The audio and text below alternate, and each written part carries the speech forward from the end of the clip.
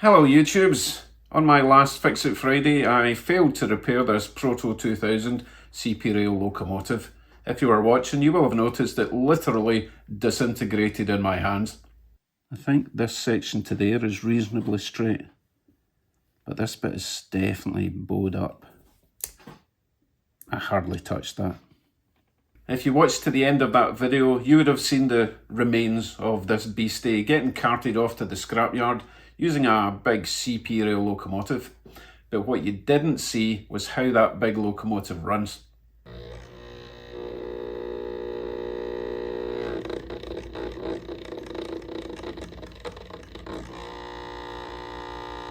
Are you thinking what I think you think I'm thinking?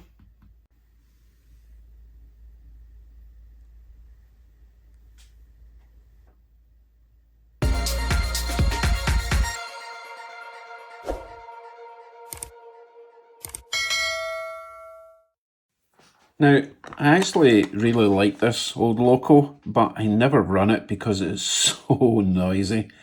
I have been into it before, I've lubed, cleaned everything, and it just will not go quiet.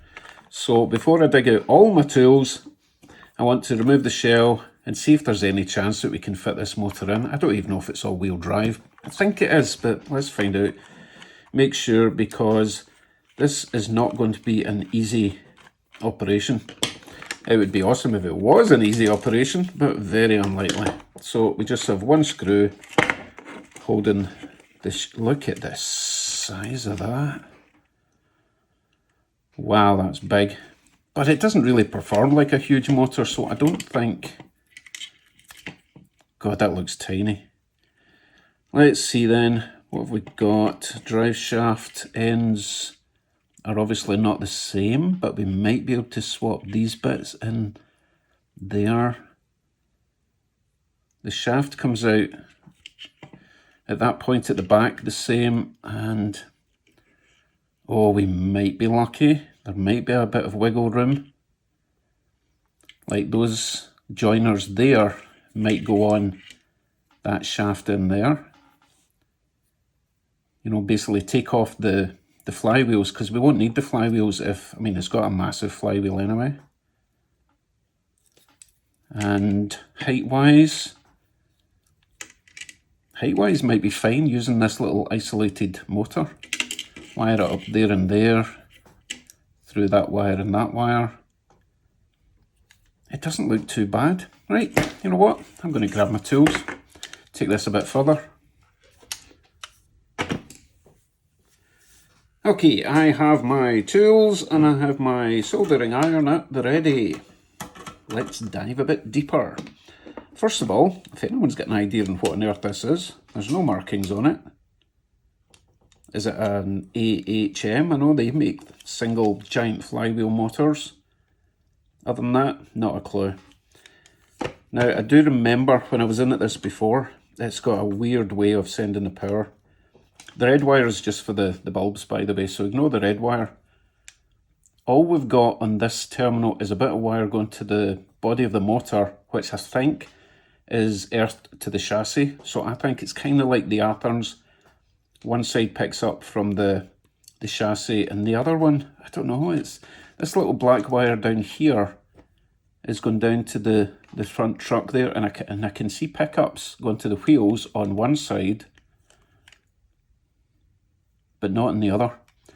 So there's pickups on that wheel and that wheel, nothing on this side. So there should be pickups. Nope, there's pickups on that side and that side. So all the power on this side here must be going up through the frame, gets grounded to the motor via the body of the motor with this wire, and it's just bizarre. Anyway, I think all I have to do to get this motor out is remove this little clip. Oh, that was easy. Let's get these wires off for now. And we have, my goodness, it's a little push clip. And the same in that one. This is insanely easy to work on, by the way. It's just a shame it's really, really noisy. So now we have to figure out how we're going to get this motor to connect to these drive shafts. Obviously I'll need to take these flywheels off. Okay, let's pop you off then. Oh, this is a bit tight. I think I'll need to take this off first. Oh, I don't know if I'm going to be able to get that off without... let's just do it. I'm not using this loco anyway, I might as well try this. This is insanely tight. I think it's getting jammed on that. Uh-oh, we could be failing. And I don't like to fail. I did that last Friday. It must just be on really tight. I can't think of any other reason. Obviously, I'm trying to remove both the flywheel and that little black connector at the same time, which isn't ideal.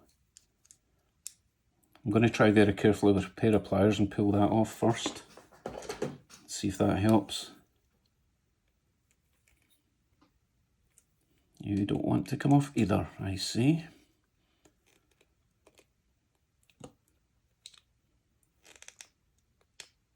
Oh, also on very tight. I don't really have any other options because this will not fit in there with the flywheels. Unless I was to grind away that. No, I'm not doing that. I'm going to persevere. If I break it, I break it. It's mine. That's not the thing. What's this I'm trying to take apart? Maybe I just need a bigger screwdriver. A bit more courage.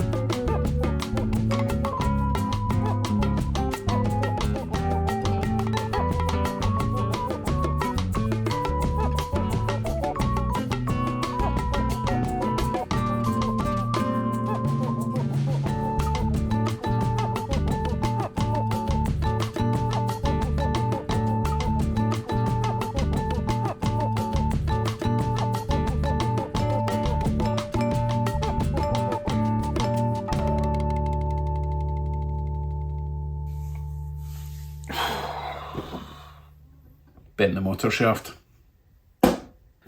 So I was using more and more force until eventually I went too far, got angry and just levered the crap out of it, and now the shaft's wonky, which means it's not going to run very well, and I'm no closer to getting these off. I have no idea how these are held in place. I tried taking these little joins out, thinking that maybe they were preventing the brass flywheel from coming off, but nope. Made no difference. They're just not for coming off. I wonder if they've been pressed in with something. I would need a little micro puller, like, you know, a pulley puller, which I don't have. It's not worth it. I don't think there's anything on this loco that wants to be saved. I think it just wants to die gracefully. But you know what? I still think it's important to make videos like this, even if it is a complete failure.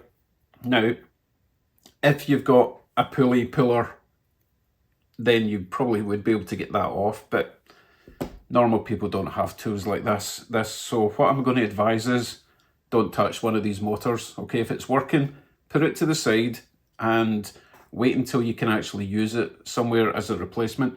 Because as it is now, if I was to get a dummy version of this loco, I don't know, I have all the gubbins to go into the dummy, so I've completely ruined that. So remember, kids, I make these mistakes so you don't have to. Anyway, I've put my big noisy loco back together, so it's as it was, still just as noisy. However, if you've got any idea of what that is, where is it? It's gone. Where is it?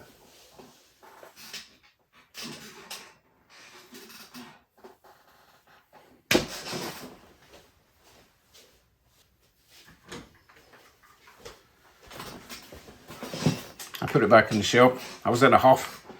So if you've got any idea what make that is, with the gigantic motor and why it might be making that horrific rattling sound, let me know.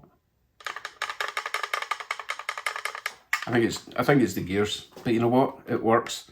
Maybe I'll put a sound decoder in it and just turn the volume up and you'll never know.